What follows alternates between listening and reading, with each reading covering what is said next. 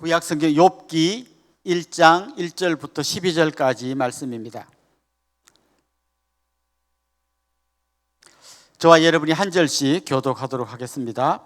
우스 땅에 욥이라 불리는 사람이 있었는데 그 사람은 온전하고 정직하여 하나님을 경외하며 악에서 떠난 자들아, 그에게 아들 7과 딸 셋이 태어나니라. 그의 소유물은 양이 7,000마리요 낙타가 3,000마리요 소가 500결이요 암나귀가 500마리이며 종도 많이 있었으니 이 사람은 동방 사람 중에 가장 훌륭한 자라. 그의 아들들이 자기 생일에 각각 자기의 집에서 잔치를 베풀고 그의 누이 3명도 청하여 함께 먹고 마시더라. 그들이 차례대로 잔치를 끝내면 욥이 그들을 불러다가 성결하게 하되 아침에 일어나서 그들의 명수대로 번제를 드렸으니 이는 욥이 말하기를 혹시 내 아들들이 죄를 범하여 마음으로 하나님을 욕되게 하였을까 함이라. 욥의 행위가 항상 이러하였더라. 하루는 하나님의 아들들이 와서 요 앞에 섰고 사탄도 그들 가운데 온지라. 여호와께서 사탄에게 이르시되 내가 어디서 왔느냐? 사탄이 여호와께 대답하여 이르되 땅을 두루 돌아 여기저기 다녀왔나이다. 여호와께서 사탄에게 이르시되 내가 내 종 욥을 주의하여 보았느냐? 그와 같이 온전하고 정직하여 하나님을 경외하며 악에서 떠난 자는 세상에 없느니라. 사탄이 여호와께 대답하여 이르되 욥이 어찌 까닭없이 하나님을 경외하리이까? 주께서 그와 그의 집과 그의 모든 소유물을 울타리로 두르심 때문이 아니니까. 주께서 그의 손으로 하는 바를 복되게 하사 그의 소유물이 땅에 넘치게 하셨음이니이다. 이제 주의 손을 펴서 그의 모든 소유물을 치소서. 그리하시면 틀림없이 주를 향하여 욕하지 않겠나이까? 여호와께서 사탄에게 이르시되 내가 그의 소유물을 다 내 손에 맡기노라. 다만 그의 몸에는 내 손을 대지 말지니라. 사탄이 곧 여호와 앞에서 물러가니라. 아멘. 오늘 우리에게 말씀을 전해주실 분은 굉장히 멀리서 오셨습니다. 파키스탄에 지금 선교사님으로 파송받아 나가셔서 사역하시다가 지금 한국에 잠깐 들어와 계시는데요. 이성재 선교사님이십니다. 우리 선교사님은 건국대학교에서 히브리어를 전공하신 분이셔요. 그래서 언어에 아주 탁월한 그런 재능이 있으신 분인데 우리 선교사님이 하시는 주사역이 뭔가 하면 성경을 자기 언어로 번역을 하지 못한 동네에 들어가셔서 그들의 말을 배워가면서 성경을 번역하는 그야말로 엄청나게 어려운 사역을 하시는 분이에요. 그래서 현재 파키스탄의 소수민족의 언어를 가지고 지금 성경 번역하는 이런 귀한 사역을 감당하고 계시는 분이십니다.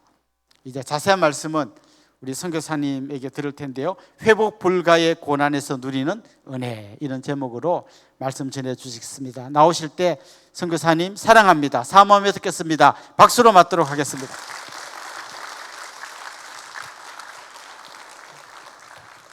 여러분 반갑습니다.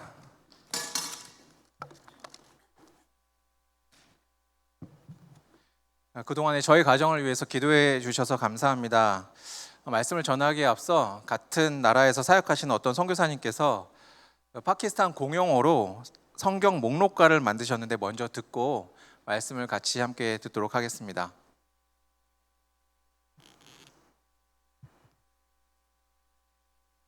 पैदाइश रूज एहबार गिनती अस्तिस्ता यशवा कदरा क्रूज पहला दूसरा शैम्बिल पहला दूसरा सलातीन पहला दूसरा तवारी अज़रा नेमिया आस्तर अयुब ज़बूर इमसा वाइज़ गज़लो गज़ला यसाया यर्मिया नोहा हिस्कियल डैनियल होसिया योएल आमोस अबिया योना मिका नाहुम हबूब ज़फनिया हजी ज़िक्रिया मलाकी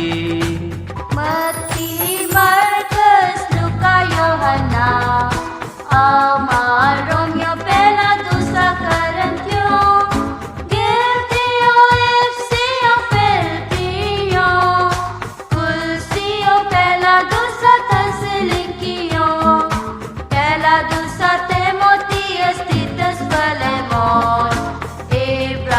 याकूब पहला दूसरा पतरस पहला दूसरा तीसरा यूहन्ना का खत यहूदा और मुकाशवा पुराना अहदनामा 39 नया अहदनामा 27 कुल 66 ये किताबें हमेशा की जिंदगी खुदा का कलाम हमेशा की जिंदगी खुदा का कलाम 여러분 다 이해하셨죠?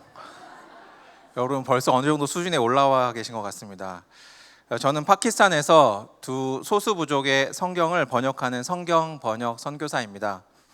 작년 중반까지 이사야 번역을 잘 마치고 하반기부터 욥기 번역을 시작하였습니다.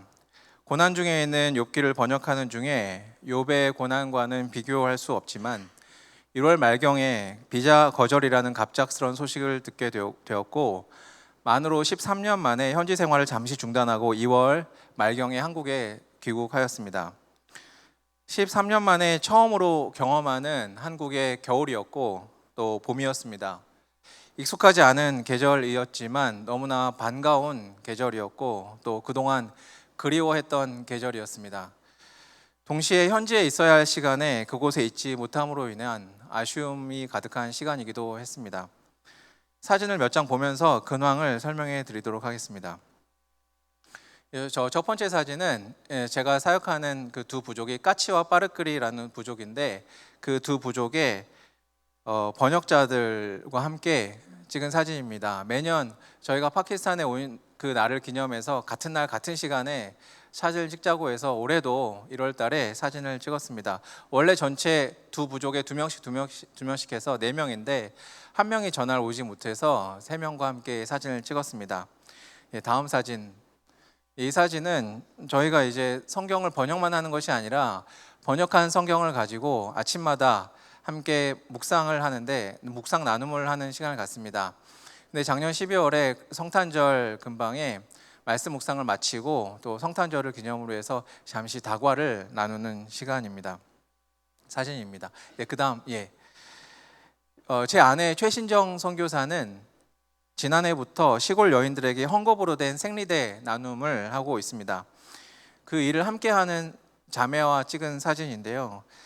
폐쇄적인 사회라 누구에게도 나누지 못하고 혼자만 끙끙 앓고 있는 여성들의 문제를 최신정 선교사가 오랫동안 교제를 하면서 알게 되었고 지난해부터 재사용 가능하고 또 쉽게 마르는 재질로 생리대를 고안해서 보급하고 있습니다.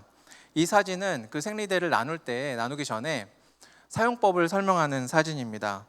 생전에 이러한 것을 사용해 본 적이 없기에 가장 기본적인 사용법부터 몇 시간마다 한 번씩 교체를 해줘야 하는지 그리고 어떻게 교체를 해야 하는지 구체적으로 설명을 하는 장면입니다. 다음 사진. 이 사진은 이번에 저희가 급하게 한국에 오기 직전에 마지막으로 나눔을 하고 올 때 찍은 사진입니다. 여성들이 부끄러워하기 때문에 저렇게 사진 찍히는 것을 좋아하지 않지만 전날 양해를 구해서 함께 사진을 찍었습니다. 지금까지 한 70여 명의 여인들에게 10개씩 한 세트 700개 정도 제작을 해서 보급을 하였고 최근에 엊그제에도 저희가 그 사역을 지금도 계속하고 있는데 엊그제도 현지에 있는 그 자매를 통해서 30명의 여인들에게 보급을 하였습니다. 다음 사진.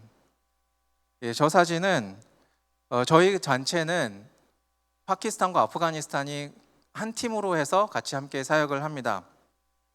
그런데 지난 3월 중순경에 터키에서 함께 모여서 컨퍼런스를 했었을 때의 사진입니다. 두 지역이 둘 다 불안전한 지역이라 함께 모이면 전우 같은 그러한 동지 의식이 서로 간에 있습니다. 사진 자세히 보시면 눈을 살짝 가렸는데 저것은 보안 때문에 그랬던 것을 양해해 주시기 바랍니다. 아프가니스탄 같은 경우에 여러분들 어떻게 이해하고 계십니까? 아프가니스탄 작년 2년 전에 탈레반이 정권을 다시 잡음으로 인해서 그때 많은 사람들이 다 외국인들이 다 나가고 또 현지인들도 많이 해외로 도피하였는데 놀라운 사실은 지금 다시 외국인 선교사들이 다시 들어가서 사역을 지속하고 있습니다. 탈레반 정권 하에 사역을 지속하고 있습니다. 이 시간도 여러분 우리가 생각하지 못한 지역에서 상상하지 못하는 희생을 통하여 지금도 위대하신 하나님의 일들이 세계 여기저기서 진행되고 있습니다. 여러분 세계 선교를 위해서 여러분 생각나실 때마다 기도해 주시고 또 해외에서 사역하시는 또 선교사들의 희생을 여러분 생각하시면서 함께 기도로 동참해 주시면 감사하겠습니다. 다음 사진은 저희가 이제 한국으로 온 이후에 온라인으로 사역을 번역을 계속하고 있는데 온라인으로 만났을 때의 사진입니다. 줌으로 해서 만나는데 저 가운데 크게 자리 잡은 것은 저희가 성경을 번역할 때 사용하는 프로그램이고, 그리고 오른쪽에는 저와 함께 사역을 그때 이제 진행했던 팀원들과 저의 모습입니다. 오후에 파키스탄과 한국의 시간 차이가 4시간이 납니다. 4시간이 느립니다, 파키스탄이. 그래서 오후 2시부터 해서 저녁 8시까지 현지 시간에 맞추어서 사역을 계속 진행하였습니다. 사역은 온라인으로 저희가 진행을 하지만 문제는 현지 번역자들의 환경적 어려움에 함께 할 수 없다라는 것입니다. 지난 3월부터 거기는 이미 오후 최고 기온이 45도 이상이 되었습니다. 또한 지난 5월에 여러분 잘 아시겠지만 인도 파키스탄 전쟁으로 인해서 수원지대는 인도 쪽에서 물을 컨트롤하는 바람에 저희가 있는 남쪽 지역에는 물 문제가 굉장히 심각했습니다. 생각나실 때 또 기도 부탁드립니다. 다음 사진은 저희 자녀들 사진입니다. 지난 1월에 첫째 아이가 군대 전역 후에 동생들과 함께 저희가 없을 때 찍은 사진입니다. 예, 아들이 있고 그다음에 밑으로 딸 2명이 있습니다. 다음 사진, 최근에 저희가 찍은 가족 사진입니다. 비자의 길이 저희가 막혀 있는데 해결될 수 있는 그런 길이 열릴 수 있도록 여러분 생각나실 때 또 기도 부탁드립니다. 성경 번역을 하면서 만나는 사람마다 제가 이야기하는 것이 있습니다. 성경 번역이라는 것은 이들의 문화와 생각을 이해하는데, 익히는데 굉장히 큰 도움이 된다라는 것입니다. 이것은 복음을 전하는 데 있어서 귀한 통로가 되는 것이 사실입니다. 기억하시는 분도 있으시겠지만 제가 지난번에 여기 왔을 때 이들의 언어에 감사합니다라는 말이 없다라는 사실을 나눈 적이 있습니다. 무엇을 줘도, 어떠한 선물을 줘도 아무 소리 없이 그냥 받기만 하는 모습을 보고 처음에는 오해도 많이 했습니다. 그런데 이 말이 왜 없는지에 대해서 연구를 하면서 알게 된 것은 시족 중심, 가족 중심의 문화이기 때문에 세계에 저희 부족뿐만 아니라 종종 이렇게 시족 중심, 가족 중심의 그러한 지역에 감사합니다라는 말이 없다라는 것이었습니다. 굉장히 가까운 시족이기 때문에, 굉장히 가까운 가족 중심의 문화이기 때문에 누군가의 필요를 보게 되면 내가 도와야 하고, 또 도움을 받은 사람은 반대로 그 사람의 필요를 내가 보았을 때 내가 도와야 하는 것이 나의 책임인 것입니다. 그래서 내가 무엇을 받을 때 상대방에게 낯뜨겁게 감사합니다 이런 이야기를 하는 대신에 내가 다시 그 사람에게 갚고 도와줌으로, 행동으로 감사합니다라는 말을 표현하는 것이 그들의 문화입니다. 그래서 감사합니다라고 하는 그런 직접적인 표현 자체가 없는 것이 그 두 부족의 특징입니다. 나중에 알게 되었지만 이러한 배경은 이들이 믿음을 통해서 공로 없이 은혜로 받는 구원을 이해하는데 굉장히 큰 장벽이었습니다. 주일에 제가 구원은 예수를 믿음으로 받는다, 아무런 공로 없이 선물로 받는다라고 가르쳐도 다음 주에 또 물어보면 우리가 노력을 해서 착한 일을 해서 구원을 받는다라고 대답을 하는 것을 보고 처음에는 굉장히 머리가 나쁜 줄 알았습니다. 하지만 감사합니다가 없는 배경에 대해서 이해하게 되고, 구원이라는 선물 역시 이러한 다시 갚음으로 완성되는 그런 종류의 선물로 이해하고 있다는 것을 알게 되니 이들을 이해할 수 있었습니다. 그래서 이들의 이해를 바탕으로 구원은 그러한 것이 아니라 갚을 수 없는, 우리는 갚을래야 갚을 수 없는 완전한 하나님의 선물임을 설명할 수 있게 되었습니다. 요즘에 많은 번역기와 또 인공지능이 발달되어 갑니다. 그래서 성경 번역의 많은 부분에도 컴퓨터와 자동 번역 등의 도움을 많이 받습니다. 하지만 그럼에도 아직 한계가 있는 것은 성경 번역은 단순한 문장 번역만이 아니라 세계관과 문화의 번역이기 때문에 그렇습니다. 이번에 저희가 욥기를 번역하면서도 이러한 경험을 많이 하였습니다. 예를 들면 욥기 31장 9절 10절에서 욥은 이렇게 말합니다. 만일 내 마음이 여인에게 유혹되어 이웃의 문을 엿보아 문에서 숨어 기다렸다면 내 아내가 타인의 맷돌을 돌리며 타인과 더불어 동침하기를 바라노라 하고 말합니다. 그런데 여기서 타인의 맷돌을 돌린다라는 것은 성적인 의미를 포함하는 다른 남자에게로 간다라는 말입니다.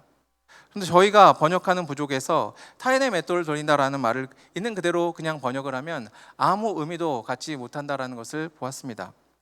대신에 이 말을 내 아내가 다른 사람을 위해 음식을 준비하며 라고 하면 이와 유사한 의미를 가지게 되는 것을 보았습니다.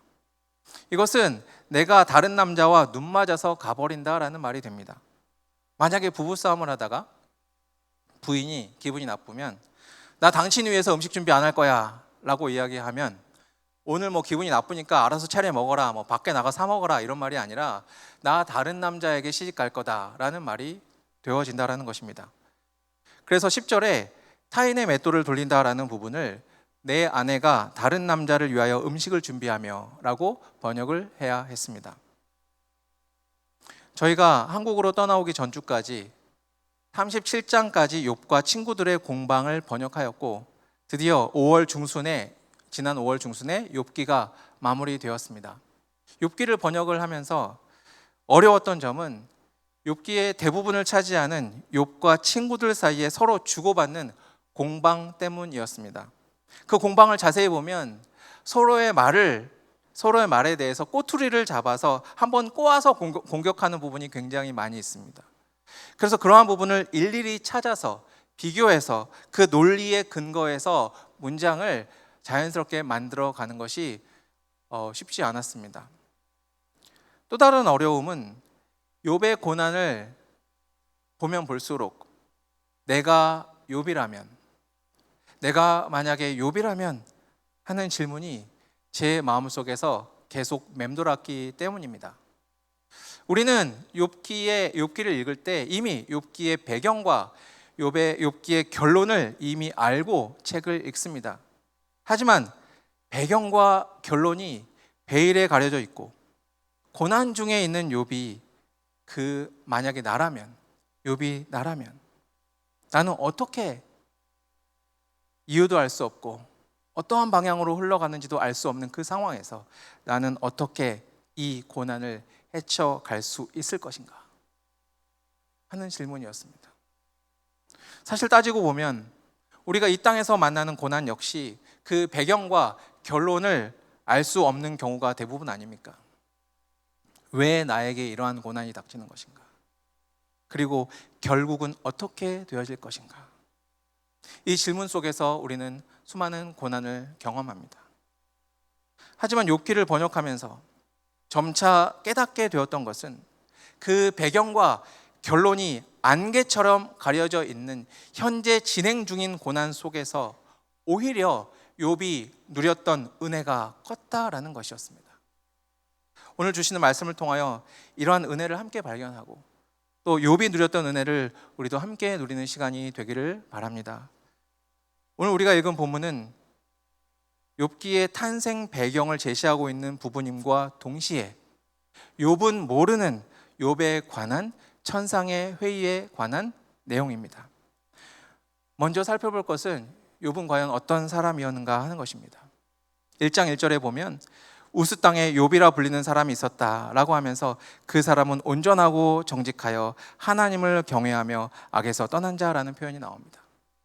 그런데 온전하고 정직하여 하나님을 경외하며 악에서 떠난 자라는 표현은 2장까지 3번이나 반복되어 나오는 것을 볼 수 있습니다. 한 번은 욥기의 기자가 언급한 내용이고 나머지 2번은 하나님이 직접 언급하신 내용입니다. 이러한 말이 3번이나 반복되어져 나오는 것은 욥이 그만큼 하나님의 최고의 자부심이었다라는 것을 강조하고 있는 것입니다. 또한 여기에서 언급한 온전하고 정직하다라는 표현은 욥의 품성에 관한 표현이기도 하지만 동시에 성경의 많은 구절에서 이것은 하나님의 성품을 묘사하는데 함께 사용되는 어구이기도 합니다. 그리고 이어지는 하나님을 경외하며 악에서 떠난 자라는 것은 그의 신앙을 이야기합니다. 성품이 하나님의 성품과 같고 신앙이 이러했던 욥은 그야말로 하나님의 자랑거리였습니다. 그래서 욥기의 기자가 1절에 언급한 내용을 천상의 회의에서도 하나님도 8절에 다시 반복하고 계시는 것입니다. 8절에 여호와께서 사탄에게 이르시되 내가 내 종 욥을 주의하여 보았느냐, 그와 같이 온전하고 정직하여 하나님을 경외하며 악에서 떠난 자는 세상에 없느니라. 그러자 사탄은 9절에서 이와 같이 대답합니다. 사탄이 여호와께 대답하여 이르되 욥이 어찌 까닭없이 하나님을 경외하리이까. 까닭없이라는 말은 아무것도 바라는 것 없이 하나님을 경외하겠느냐라는 말입니다. 사탄의 의심은 이 말은 겉으로는 하나님을 이렇게 따르지만 속으로는 감추어진 생각, 이유가 있을 것이다 라는 말입니다. 그 이유라는 것이 10절에 나옵니다.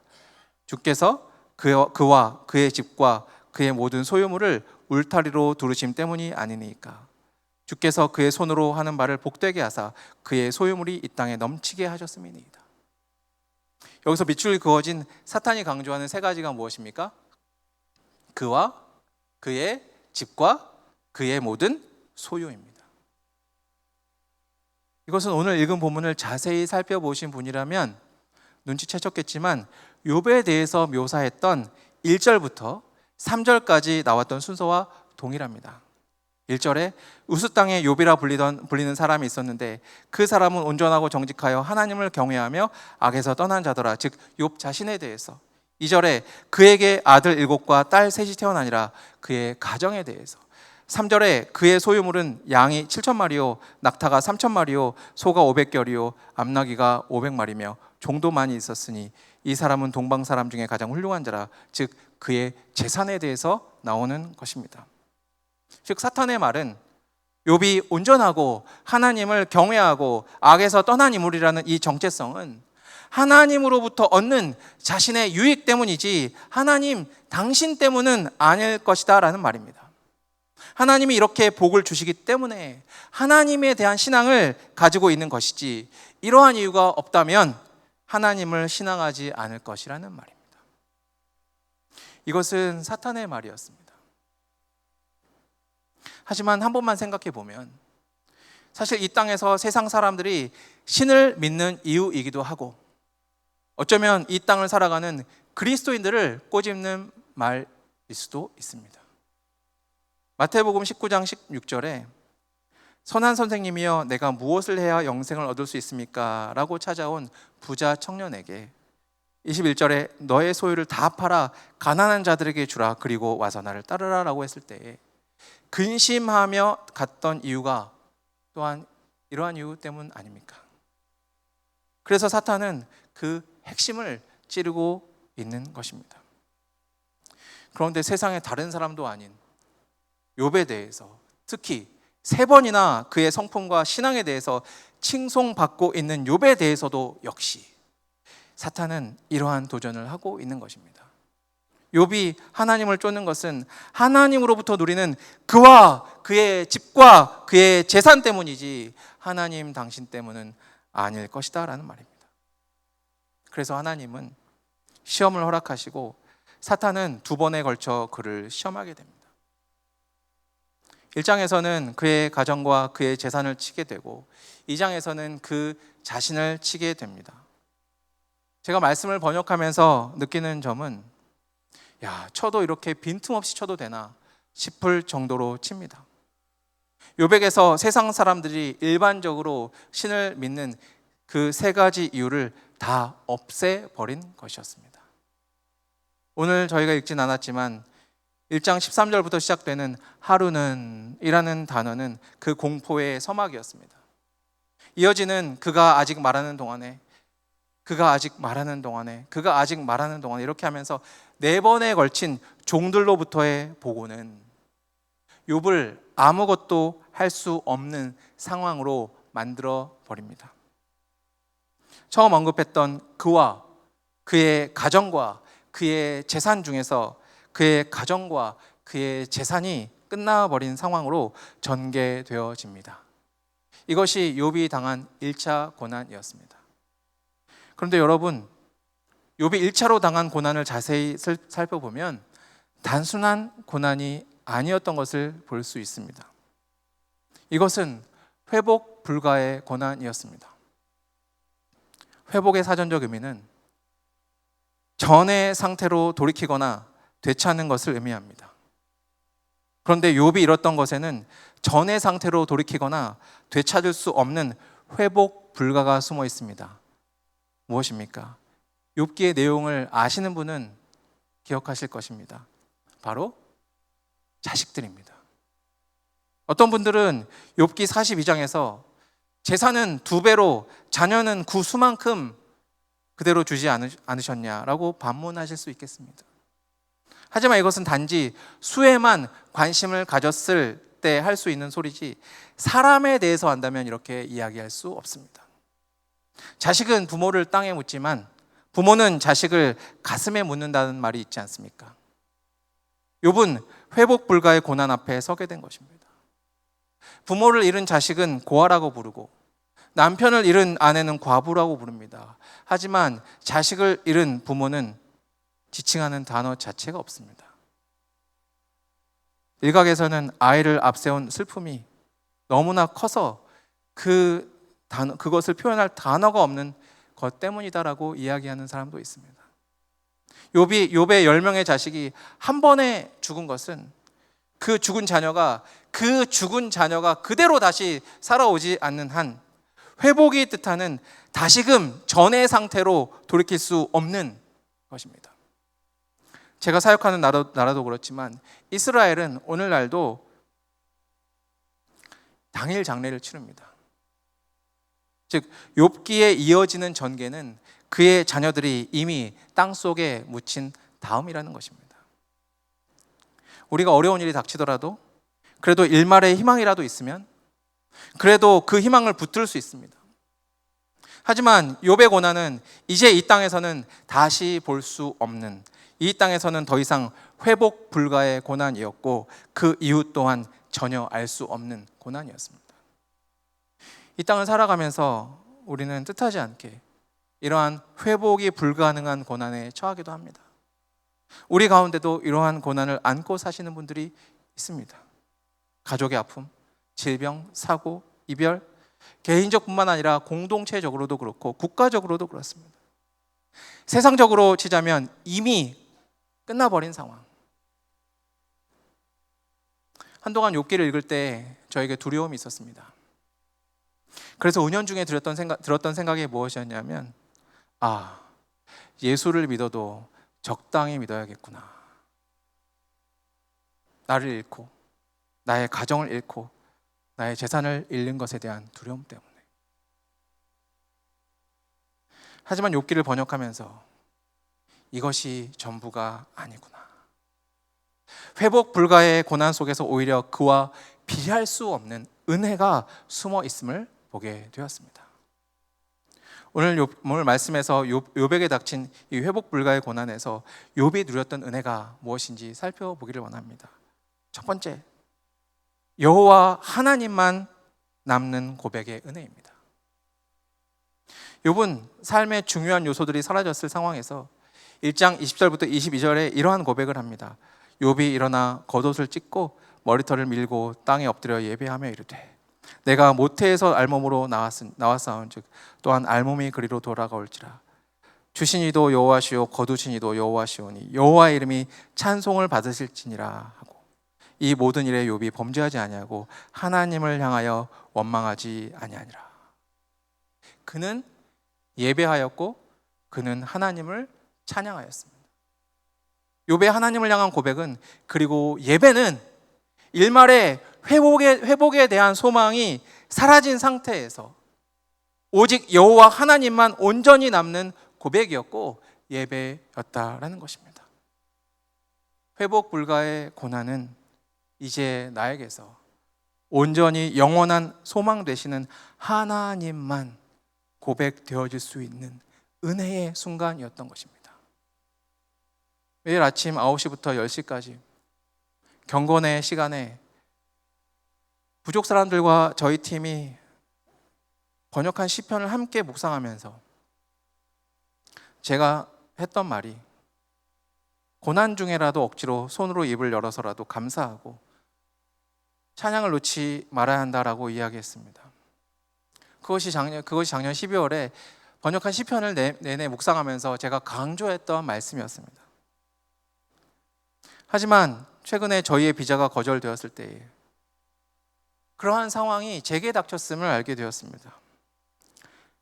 그 순간 제가 선포했던 말씀이 제 안으로 들어올 수 있는 기회였습니다. 그래서 하나님 감사합니다. 이 고백을 힘들지만 고백했습니다. 비자 거절이 선교사에게는 삶의 지진과도 같은 너무나도 큰 어려움이지만 그럼에도 욥과 비교해 본다면 회복 불가는 아닌 상황이었습니다. 하지만 그럼에도 불구하고 그렇게 그 순간에 고백을 한다라는 것은 절대 쉽지 않았습니다. 그런데 반전이 있습니다. 여러분, 그때 제 마음에 들었던 생각이 뭔지 아십니까? 혹시 이렇게 고백하고 찬양하면 거절되었던 비자가 다시 회복되지 않을까? 이러한 생각이었습니다. 저의 찬양과 고백을 하나님과 회복의 협상 카드로 여기는 간사한 모습이었습니다. 하지만 욥의 방금 읽은 그 고백은 저의 이러한 회복의 조건으로 하는 오염된 고백이 아니라 이러한 생각이 자리 잡을 수 없는 상황에서의 고백이었습니다. 회복과는 상관없이 하나님이 나의 하나님이시기에 하는 고백, 그러한 고백이었던 것입니다. 하나님이 사탄에게 자랑하고 싶어 했던 것이 바로 이것이었습니다. 여러분, 우리가 하나님께 하는 찬양 그리고 신앙의 고백이 여전히 전과 같은 상황으로 아무 일이 없는 것처럼 다시 회복을 바라는 소원 성취를 위한 조건이 아니라 무조건적인 온전히 하나님만 바라보는 고백이 되기를 원합니다.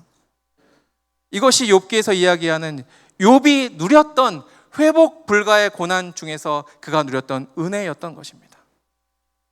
우리 그리스도인들은 일상의 삶을 살면서도 오직 예수이지만 회복 불가의 고난이 내 삶에 찾아올 때에는 나의 전부 되시는 하나님만 순도 100%로 고백할 수 있는 은혜의 순간임을 믿습니다.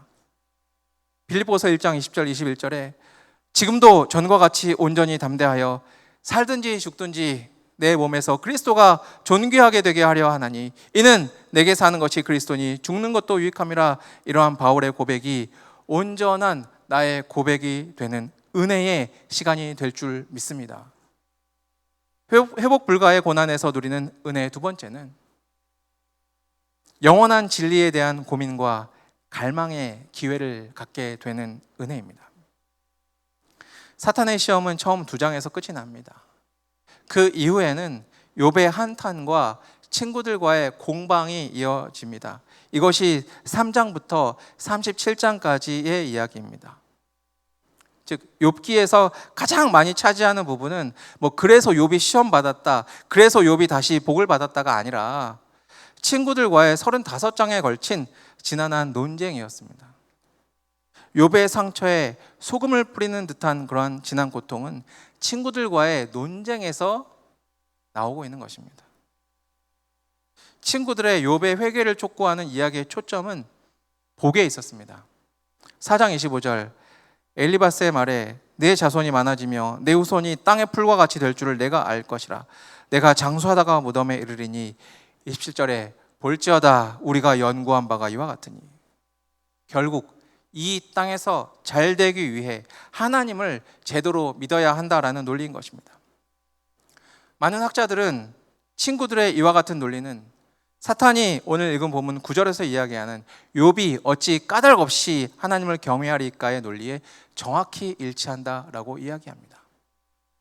이에 반해 욥은 자신에 대한 한탄으로 시작해서 새 친구들과의 공방을 통해서 하나님께 수많은 질문을 쏟아내고 따지고 하나님과 대면하고 싶어함을 이야기합니다. 그의 초점은 친구들과는 달리 더 이상 이 땅에서 사라질 자신과 가족과 재산에 맞춰 있지 않았습니다. 비록 그 모양은 한탄의 모양이었고 불평의 모습으로 하고 있지만 그는 하나님을 갈망하고 있었다라는 것입니다. 그러하기에 하나님은 42장 7절에 보시면 여호와께서 대만 사람 엘리바스에게 이르시되 내가 너와 내 두 친구에게 노하나니 이는 너희가 나를 가리켜 말한 것이 내 종 욥의 말같이 옳지 못함이니라 하고, 하나님을 변호하는 것처럼 보였던 친구들은 오히려 책망하시고 불평하는 것처럼 보였던 욥은 오히려 옳다라고 이야기하고 계신 것입니다. 유명한 미국의 신학자이자 기독교 변증가인 팀 켈러 목사님은 욥의 진리에 대한 고민과 갈망과 하나님께 대한 물음을 기도라고 표현합니다. 왜냐하면 이것은 하나님을 향한 고민과 갈망이었기 때문입니다. 하나님에 대한 갈망과 고민을 하나님은 기도로 받아주신 것이었습니다. 다윗이 쓴 대부분의 시가 고난 중에 쓰여진 눈물과 고민과 고통과 때로는 하나님을 향한 불평이 담긴 애가였음에도 불구하고 이것을 하나님께서는 들어주시고 받아주신 것을 본다면 욥의 진리에 대한 치열한 갈망과 고민은 욥기 내내 이어진 회복 불가의 고난 속에서 하나님을 알고 싶어 했던, 진리가 뭔지에 대해서 갈급했던 욥의 장편 기도였던 것입니다. 성경 번역 선교사가 되기 위해서 준비했던 시절에 어떤 한 교수님이 담화 분석 수업 시간에 욥기의 정점이 되는 구절이 19장 25절에서부터 27절이라고 말씀하셨습니다. 내가 알기에는 나의 대속자가 살아계시니 마침내 그가 땅 위에 서실 것이라. 내 가죽이 벗김을 당한 뒤에도 내가 육체 밖에서 하나님을 보리라. 내가 그를 보리니 내 눈으로 그를 보기를 낯선 사람처럼 하지 않을 것이라. 회복 불가의 고난 속에서 그가 누렸던 은혜는 사라진 그리고 사라질 것에 대한 목마름이 아니라 영원하신 하나님 그리고 그분의 진리에 대한 치열한 고민과 갈망의 순간을 누리게 되었다라는 것입니다. 회복 불가의 고난 속에서 누리는 은혜 세 번째는 하나님을 보게 되는 은혜입니다. 욥과 친구들의 공방이 이어진 이후에 하나님은 38장부터 41장까지 자신이 어떤 분인지 물음을 통해서 욥에게 말씀하십니다. 그리고 욥은 그 유명한 고백 42장 5절에 내가 주께 대하여 귀로 듣기만 하였사오나 이제는 눈으로 주를 배웁나이다 라고 고백합니다. 회복 불가능한 고난이 아니었다면, 간사한 인간에게 조금의 여지라도 있었다면 그 희망과 다시 없어질 것에 대한 회복에 가려서 하나님을 만나기란 어려웠을 것입니다. 하지만 이 땅에서는 회복 불가능한 상황 속에서 하나님만 온전히 남는 믿음의 고백을 하고, 그리고 그 이후에 이어지는 하나님의 침묵 속에서 처절한 신앙의 고민과 갈망이 있은 후에 그 고민과 갈망의 깊은 골만큼 하나님의 음성에 귀 기울일 수 있는 눈이 열렸고 그 하나님이 욥에게 들어와 버린 것입니다.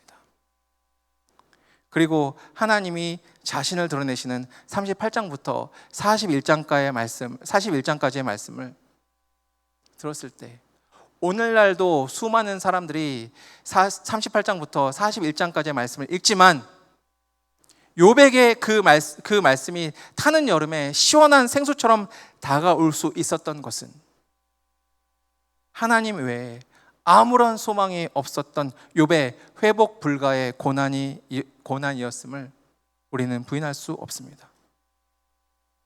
고난의 이유에 대해서 설명하시진 않지만 하나님 압도하시는 하나님에 대한 지식은 더 이상 왜 고난을 당해야 하는지 이유도 알 필요가 없게 하였습니다. 왜냐하면 하나님을 보게 되었기 때문입니다. 어떤 사람들은 42장의 마지막에 자녀를 잃었던 수만큼 낳고 또 모든 재산이 2배로 늘어난 것을 회복이라고 이야기하지만 이것은 회복의 사인으로 주신 것이지 그에게 진짜 회복은 하나님을 만나는 순간에 이미 이루어졌던 것입니다. 복음학교의 김용희 선교사님이라는 분의 강의를 현장에서 들을 수 있는 기회를 가졌습니다. 오직 복음을 외치면서 우리는 인생을 사는 사람이 아니라 영생을 사는 사람들이라는 말이 기억에 남습니다. 회복 불가의 위기 속에서 예수 믿는 우리는 오직 예수로 인해서 인생이 아니라 영생에 초점이 뚜렷이 맞추어지는 은혜를 오히려 누리게 된다는 것입니다. 말씀을 맺겠습니다.